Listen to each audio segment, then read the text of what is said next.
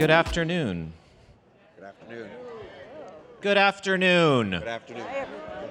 There you go. Good afternoon. My name is Mitchell Stevens. I'm a sociologist on the faculty of the Graduate School of Education at Stanford, and it is my honor and pleasure to be convening this panel. Call me old-fashioned, but I don't know how many little boys and girls go to bed at night telling their mothers and fathers and caregivers that they want to be a university president when they grow up.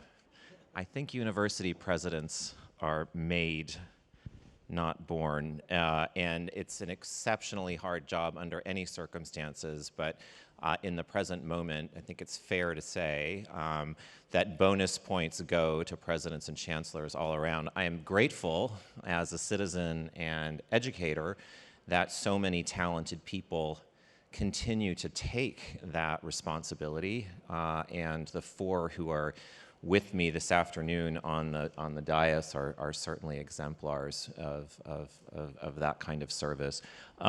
Starting all the way to your right, I'll introduce them just briefly because you have these wonderful supercomputers in your pockets and you can look them up more easily.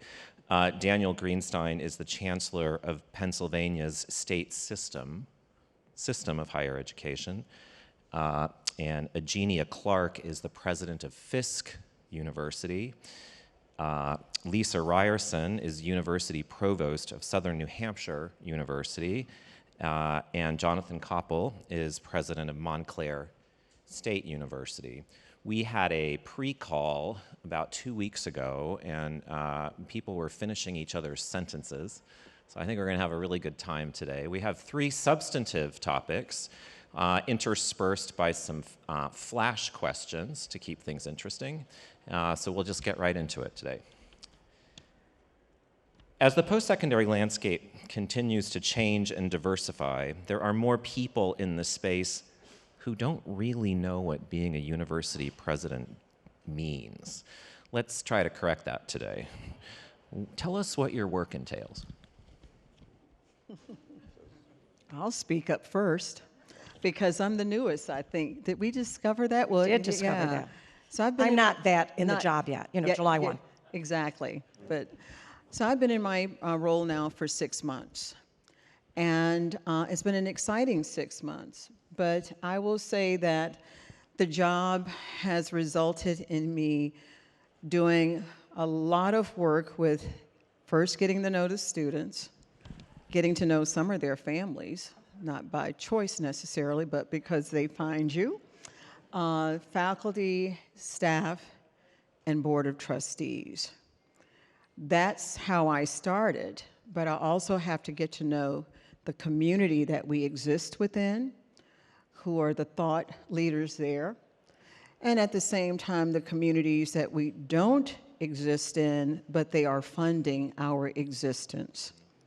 So all of that to say that you have to be a master at really learning to engage with an extremely diverse slate of constituents.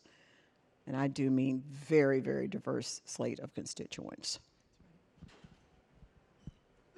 I'll just add a little bit to that. First of all, it's great to see everyone, familiar faces, and then some who are new to me, so I'm glad that you're here learning about our work today. Agenia, I think you really summed it up, but other things I would say. To be a college president is to be the chief steward of a mission of an organization. To be a college president is to be a leader of people who models radical collaboration and a driver of action to be sure that the outcomes are clearly outlined in a plan and that we really help an organization drive to that as well. And a lover of learning. So, first of all, it's Koppell. It's okay. Rhymes with hotel. That's my little device. So let me say what it's not. I just read this thing on the airplane flying here, so now I'm revved up. This idea that the university president is external facing and you're this little fundraising muppet that doesn't have anything to do with what's going on campus is the goofiest characterization of what a university president is that I ever want to read. It's true, to Agenia's point, that you have to deal with many constituencies, and many of them are outside the university. and of course that includes people who you want to give money to the university, alumni and other donors, but in the case of public universities, a big part of that is legislators and the administration, and there are a whole bunch of other people outside the university that you are responsible for interacting with and representing the university to. But as far as I know, every president that I know, and by the way, maybe I wasn't a little kid, but I wanted to be a university president a long time ago. You spend a lot of time... That's a whole nother story, Yes. Jonathan. You spend a lot of time dealing with the internal as well. That is, you are the leader of a community. I consider my job principally about bringing together a community, and yes, maintaining the mission, but also maintaining people's enthusiasm to work towards that mission, having an ear towards the concerns of students and faculty and staff, and making sure that the machinery of the university is oriented towards the needs of those constituencies. Anybody who tells you, well, presidents are basically externally facing, that's just nonsense. I'm going to dine out on fundraising Muppet. I'm just that now forever, and I'll quote you. That's great. So I'm actually a system head, which is, these jobs are super hard in the way that they've just described. System head, we have a lot of time to spend on the chaise longue, which is good. So imagine a set of universities reporting to one board, single governance structure, and I'm the CEO for the board.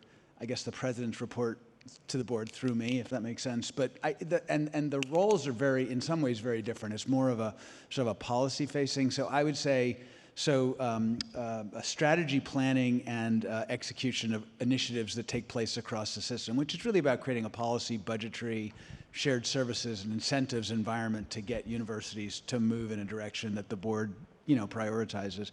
The second is a lot of time in governance, which is spending a lot of time in the state capitol and advocating for the system, but also with partners, external, because we're public, and that requires a lot of effort. And of course, politics in this country is, it's kind of a quiet, in swing state especially, it's easy kind of journey. But there's talent, and talent management is also overlooked. University leadership is super hard. Most of people who are in it aren't trained in it. That's not a bad thing. But it means surrounding your people, especially your leadership, presidents, vice presidents, et cetera, with the tools they need to succeed in a rapidly changing environment. So I think talent development is absolutely, from a chancellor seat, is really critical. And we're going to go just there in a minute. I'm thinking about a couple things here. One is that I think we make often a very convenient error, which is to think about universities as complicated businesses. They're only partly businesses. They're also civic organizations, government agencies, families, recreational facilities, volunteer organizations. And so leaders of these organizations, I think, don't do well if they just presume that at the end of the day, these organizations are only or even primarily businesses. The other, a big signal that I tell my students that they know that they're in a university and not at a corporation, is it's very hard to get other people to schedule meetings when you want them to. Because there are a lot of people in universities who can't be told what to do by their superiors.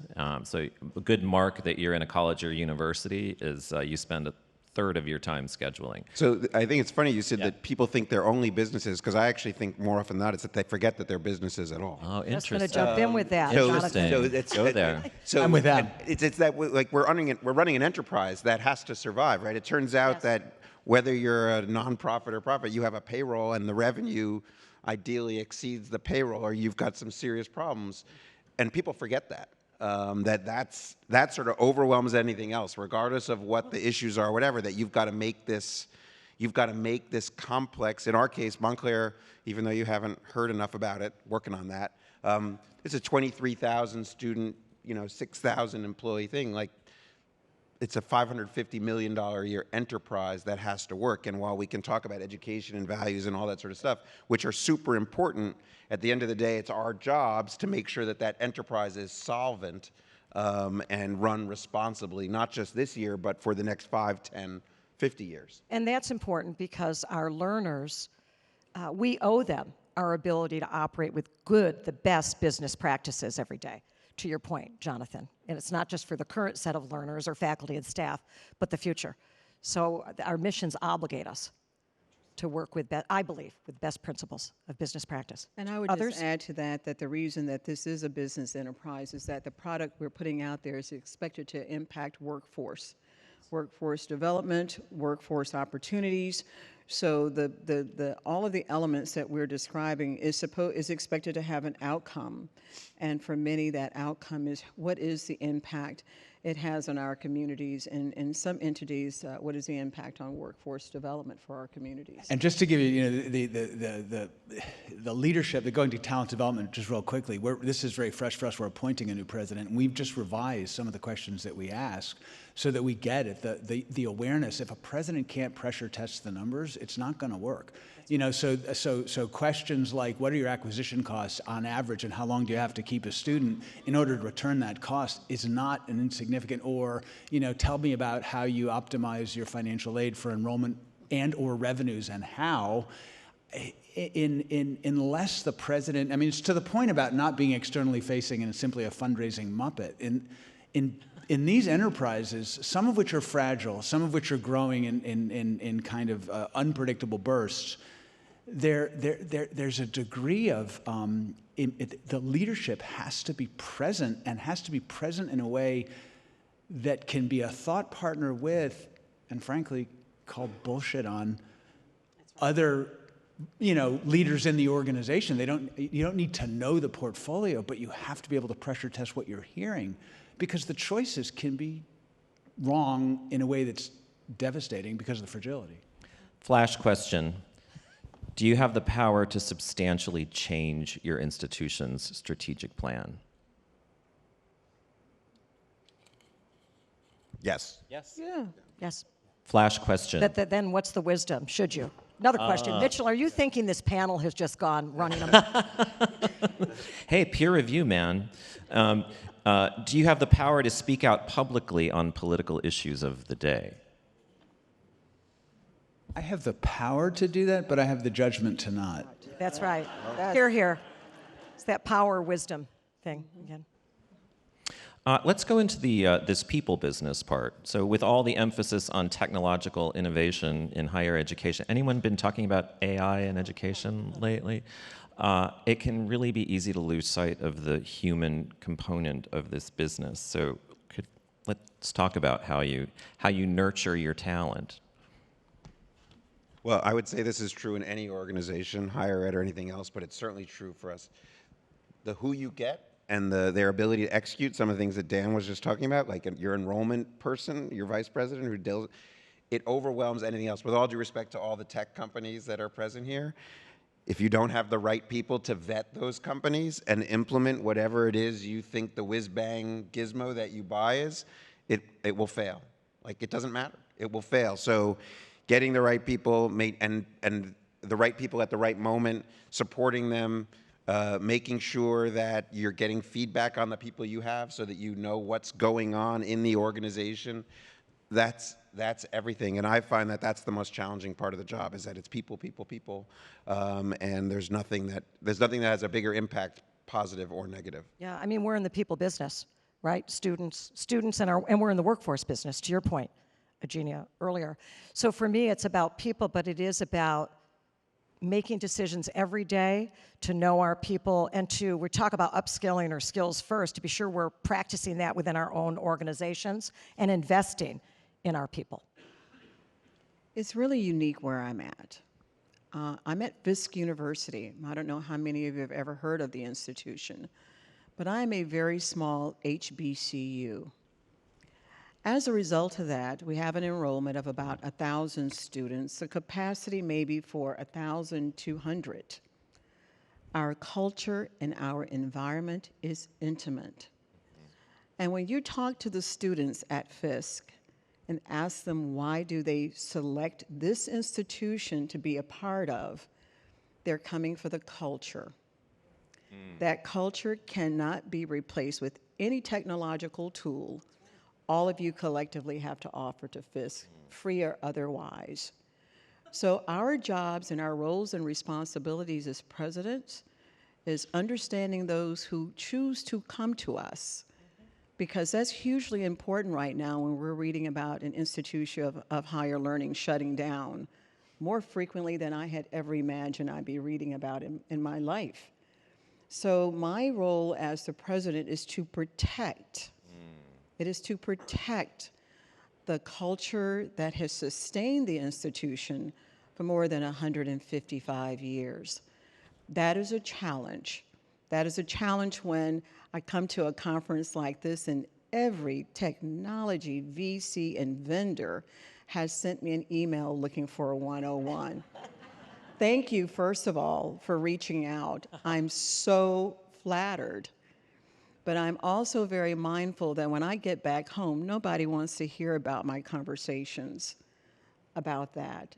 Because the one thing I'm tasked with this very unique institution and this very unique student enrollment is that I'm tasked with protecting the culture that has allowed it to be sustained for more than 150 years. And go ahead. I was going to ask Agenia just to follow up on that a little bit because it was so beautifully said. Being new to Fisk and coming from another sector, could you talk about some of the things that are similar and different in this new context and this new role that you have? Yes, versus in so priors? what is similar is that we have integrated the tools, AI and others, into elements of our curriculum, but it is not replacing what is crucial in our curriculum. So for instance, we have a significant interest in programs that are historical to Fisk, such as social justice, such as African American modernism and art history. Those are very unique. We can use the technology for the preservation of the historical elements that allowed that to be our foundation, but we cannot use it to replace. It doesn't replace a real conversation that students and faculty have with a Diane Nash. It cannot ever replace the ability to stand in the Carl Van Vechten Gallery and to look at an original painting done on the campus of Fisk University by Aaron Douglas. We can portray that to everyone here in this room, but that level of engagement that our students come to Fisk for is still person to person. It's a part of their people and people leadership development because we deem that to still be important. I just to build, the culture is such an important issue, and We it's can't something that overlook it. presidents and leaders need to be super attentive to. Culture, to me, culture will shape the contours of what change is possible at what pace within an institution, and it's radically different place by place. I'll give two examples of that. One of them is I'll brag on Southern New Hampshire, which is something I'm not used to doing, but Thank you. So I'm sitting in a meeting with faculty at Southern New Hampshire, and we're talking about data and their use of data in their work, advising students. And I'm fully expecting, the response that I have had often was that, the fear of being supplanted by the data and the technology. And the faculty are like, no, it enables me to do my job better. It enables me to engage more deeply. And I had to actually call time out and remind the group that it was a group of faculty and that this was not the expected response. And this isn't anti-faculty, it was a profoundly different culture. And it does those kinds of, I've seen other responses, just put it that way, and those kinds of attributes of an organization change at a snail's pace. Now, you can influence that change from a leadership perspective, but it takes years and time and attention, and it gets to the adoption of innovation and technology because it is going to be site-specific. It's going to be culturally specific as to the pace and rate and scale, frankly, that one can accomplish. I'm so glad we sort of touched upon this because this panel is the challenges of university leadership. As a new leader, we were laughing about this earlier. I've been there 6 months. I'm having the time of my life. But it's because I shared with you that that's a really good sign. But it only lasts for 9 months. It's a great sign, Agenia. But I think the reason why and the reason I am there is because I knew what the culture of the institution was. It is aligned with mine. It is aligned with who I am. It is aligned with my culture because my history with Fisk University didn't start 6 months ago. It started over 30 years ago when I moved to Middle Tennessee and was looking for a community service project, and I volunteered as an instructor on that campus. I fell in love with that institution 30 years ago. I did not dream of being a president when I grew up. A search firm called me, and there that went. But it was because of my knowledge of the culture and my passion for seeing the fact that it has sustained itself for this long, and I thought if I can contribute something to that. But for all of you that are making your plans to be the president of whatever institution next, make sure you know the culture of what makes it thrive and grow and sustain. Because for me, that has been absolutely crucial.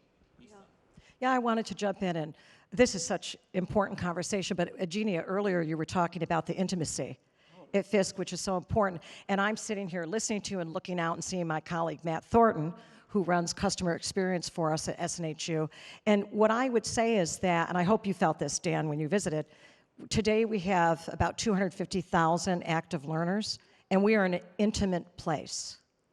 And I really want to share that with you. So it is, I agree with you, I think it's important at Fisk, and it shows up differently than at SNHU, but it's because organizations and universities that put the learner in their culture agree that the learner's at the center of every decision you make, I think have cultures that are easier to sustain over time.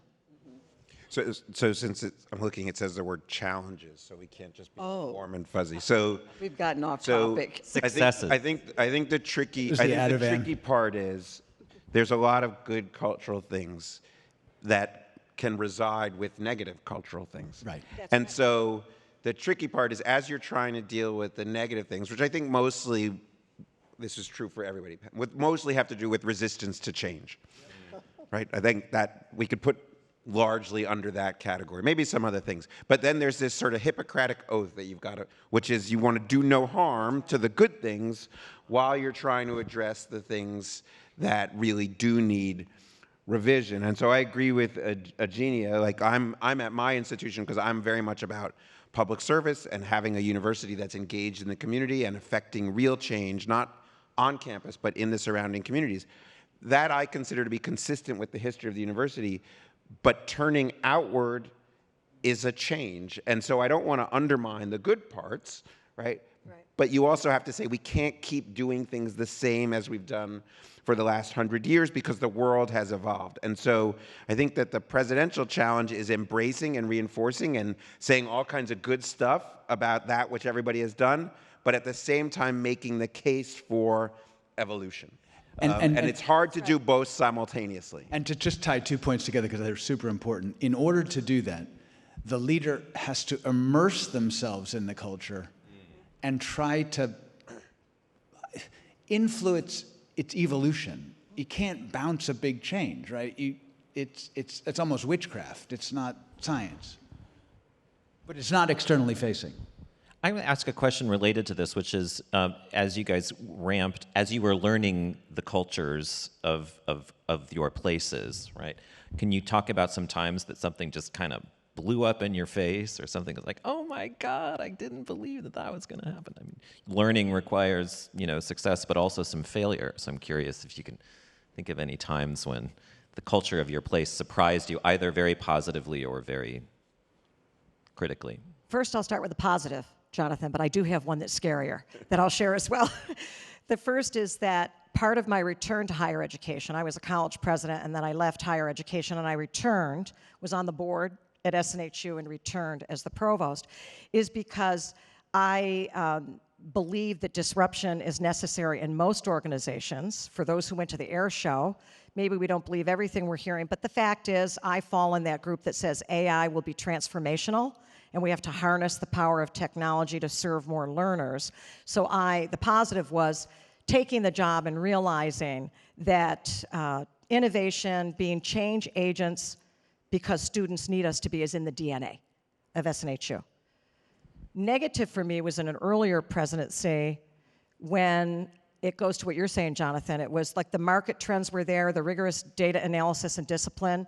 I was both an undergraduate student, returned to serve as the president of my college, and co-education was what had to happen, but that drove very counter to the culture and the values at Wells College. That was really hard. And I knew that I had to lead the right decision, even if it meant that it was going to have difficult consequences for me. That's what you're saying, I think. I guess the things that surprise me, I'm not going to be specific, but the things that, when I'm surprised, it's, you have to recognize that the industry and the employees in it are really experiencing a sea change, and they're afraid. That's right. And the resistance to change is deeply, deeply, deeply emotional. I mean, you don't come and work in public higher education because, you do it because you believe in the mission. And the world changed around folks who are, of a certain age for no doing of their own. And I think it's really important to remember that those responses, which can be insane or, in some ways just where did that come from? Or you realize where it's coming from and and you have to listen you have to let people express and figure out how to channel that energy into something which is constructive, which is not always possible. Although it's funny, because I would say one of the most surprising things right now is the degree to which that is not the attitude. That is to say, how many, we're all here, the world is changing, tomorrow's going to be different, oh my God. Yes. And then if you go to a campus, people are like, no, it's pretty much the same way, it's all good. I'm good, I'm good, tomorrow's going to be there. And the sense of urgency that the whole world is reinventing itself, that's not what I. But when the leader comes along and tries to do something, all of a sudden that change resistance comes out of the woodwork. And yeah, but that's because why are you making me change? This has worked well for the last 50 years. So it's not this sense of fear and we better do something or we're all going to die. It's actually more just dude, what are you talking about? Yeah, you got to come to Pennsylvania. But that's where you pull out the evidence. Yeah, well, right. The marketplace matters. You try. Well, here's one index. When I go to academic conferences and also when I talk to my colleagues back in Palo Alto, I ask them if they've heard of ASU+GSV. And if they haven't, I say, just Google ASU+GSV, right? And they'll Google it, and I can watch their eyes. Here's the laptop. I can watch their eyes, right? This world is very new to many, many academics, and it may be new for you. It may be your first time here. I've been sort of watching my own school sort of, gradually camel in the tent their way into this organization. So I think I just want to underline that a lot is changing, and a lot of our colleagues, for whatever reason, don't see the scale of that change. One of those changes is a shift across the entire sector to a more explicit and different kinds of emphasis on workforce training for workforce. And we had a great discussion a couple weeks ago. What is workforce? We talk about workforce, what does that mean on your campus, or how are you thinking about that and your school's educational mission? So when the question came up on the call, I said, why is that the new term of the day? We've been doing workforce development since the inception of time. All of you are in this room because someone hired you because you're probably excellent cognitive thinkers. You probably got a quality education from somewhere that helped you not only navigate this room, but the other rooms that you're a part of. But now that the stress and pressures are put upon us with the new term of the day of work, so this is how I'm addressing workforce education at Fisk University. I'm not, because we sit there with a serious issue at Fisk. The number of companies that want to come to our campus and hire our students are more than we can serve. We are a workforce development pipeline of highly skilled cognitive thinkers that are members of the Rocket team while they're majoring in art history. Because the Rocket team isn't for anyone who wants to major in STEM, it's a club. It's a club on campus. We have over 100+ clubs on campus.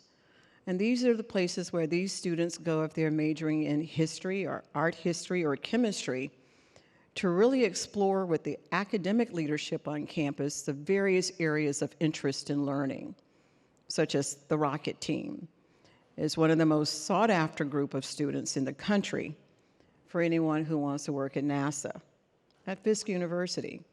So I'm like, yeah, we've been doing workforce development. I think we've all been in this business for a long time. What we're falling prey to right now, I think, is this whole notion that, I don't know, metro government is defining what that should look like, or the newest, shiniest penny in town that's a new employer is determining what that looks like. But right now, our issue is whatever that looks like, apparently they think we have it at Fisk, and we cannot accommodate everyone who wants to come to our campus and hire our students. We are a campus of a little less than 1,000 students. We only graduate about 125 to 150 of them a year.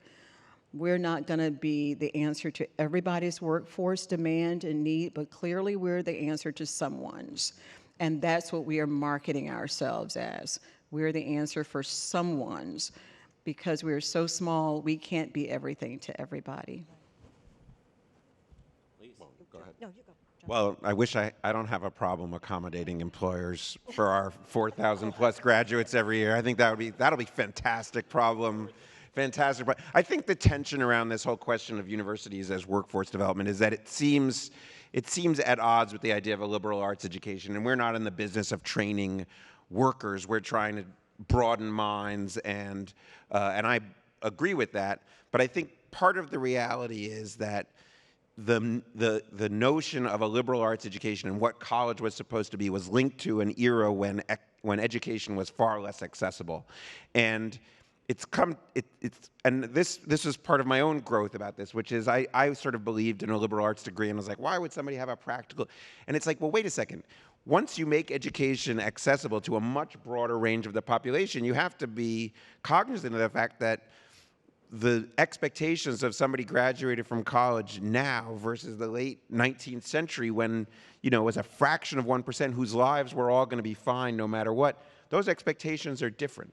And so I think of it less as about workforce than from our students' perspective, should they graduate with an expectation that whatever they did while they were in college helps prepare them for a career. By the way, not measured in what's the marginal impact of a degree on their lifetime earnings or something stupid like that, which doesn't recognize diversity in career aspirations, but are we doing something to prepare them for a professional career post-graduation? Yeah, that seems like a reasonable thing once we've promised to make university education accessible to a broader part of the population. And I think some institutions have been resistant to that because this notion of the academy, that didn't embrace that idea. Yes, that didn't embrace that idea. And so I think, yes, you've got to say it with us. You've got to stiffen your jaw when you say it. So I think that's the tension. We're not job training agencies, after all, which is not what I'm saying, but it seems like it has to be on our brains a bit. Yeah, well, and maybe we are. So I would add that into the dialogue. And that is to say, for us, all colleges and universities are different. Isn't that what's great about the system of higher education, is that we have opportunities and should be able to accommodate the fit for learner across the landscape. But still, if every college and university was executing their plan in the best fashion, there would still be learners who are left out. And for us at SNHU, our learners are the workforce. Yeah. They are working students. And they come back to us. Many of them are part of the 40+ million, some college, no degree, and they return to SNHU to study psychology or English or a STEM or to be a nurse. But they come to us because they want to unlock opportunity in their careers across the life course. So I think part of the tension is that we make it be a tense conversation, and somehow we have to pull the threads together.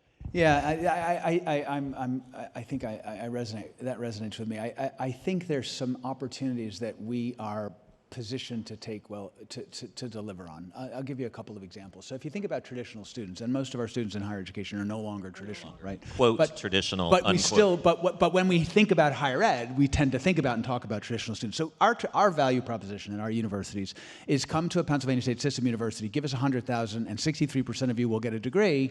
Great. So, I mean, and there's with significant adverse impact on low-income students, students of color, and students from rural parts of the world, right? So there's an equity dimension. So why wouldn't we say, okay, We're going to change the value proposition. As you go towards your degree, you're going to be earning credentials which have value in the market. So if you stop out after a year or whatever, good. You got value. And oh, by the way, there's this massive shift, I don't know if you've noticed, against higher education. I mean, there is a political... Get out of here. No, it's true. I hadn't heard that. I just read about it this morning. So, and then there's a second, and I don't think that undermines the sort of I think that builds on our capabilities. I think the other thing that is worth paying attention to is, I think to Lisa's point, is that, Kevin Carey wrote a book a while back, and it was like, we've long since transcended the model where you stuff into someone's head in 4 years everything they need to know for a lifetime. It's just not true. People will change careers on average 7 or 13 or some ridiculous amount of time, a number of times. They will continue to upgrade invest in their human capital, whether through degree-based or non-degree-based certifications or work-based learning or whatever. But it's happening across the... Why, if you offer a great program what's your best program in, well, one of your greatest programs at... Well, they're all good. Whatever, they're all good. I mean, I've heard about the Celtic poetry. If you offer a great Celtic poetry program, why wouldn't you, provide opportunities for adult learners to come back, up their skills in Celtic poetry, and then go on into the UN and become a translator or whatever they do? I just think there are opportunities for us to do more, and in the course of doing more, not just serve a broader constituency, but begin to address some of the real concern about the cost and value of higher education, which is kind of out there. I love your enthusiasm about this, Dan. Well, it's just because I'm... Well, no, because it does call upon us to say, what do we have to change in the way we're approaching learning? And what are the disruptions that as college or university presidents or chancellors or a provost, what disruption should we drive in our organization? And not just to ensure its survival, it will survive if learners are finding value across a lifetime, and if our other partners are, the other stakeholders, Agenia, that you spoke about. Yes, and this is where I'm different.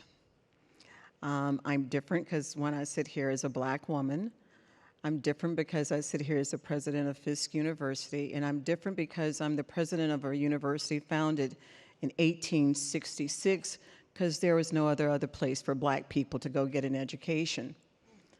Fast forward 150 some years later, and guess what? We're still relevant. Yeah.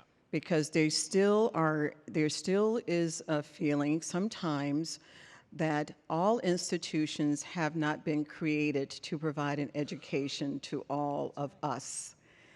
Right now, Fisk University is faced with an interesting level of demand that the institution has never experienced in its history. This time last year, we had about 7,000 students expressing an interest in attending Fisk. Right now, we're faced with more than 14,000. Woo!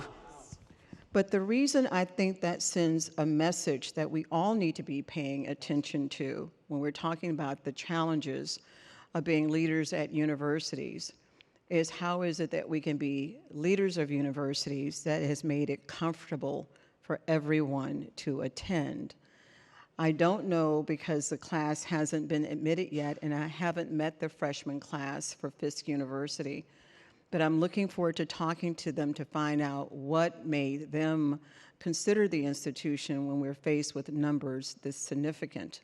These are very significant numbers.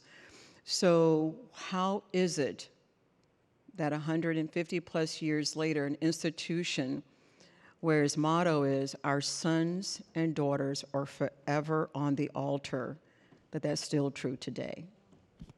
So can I just add, because this gets to such a critical point that doesn't get, there's so much attention on Harvard and these elite universities, and it's not where the action is, right? So Montclair is one of a handful of majority-minority institutions that is also an R2 research university, and we are investing every nickel we can to grow our capacity to have minority STEM graduates. Even at a time of fiscal stress, we're building a interdisciplinary science building because we are out of classroom space. Because if we don't succeed, the equity gaps and the wealth gaps will not be resolved, no matter how you tweak the admissions of elite universities. So we have to make these things work, and that's why I did want to be a university president when I was a kid growing up, because I thought you could affect change that way. And we have to move beyond the access dialogue, is really what you're both pointing out. It's about degree attainment, credential attainment with equitable outcomes across our populations, and that's our job.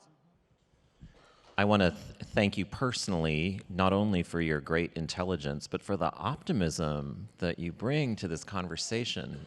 It doesn't feel like a very optimistic time in higher education often, but boy is your enthusiasm infectious. So thank you very much for your contributions. Thanks for having us.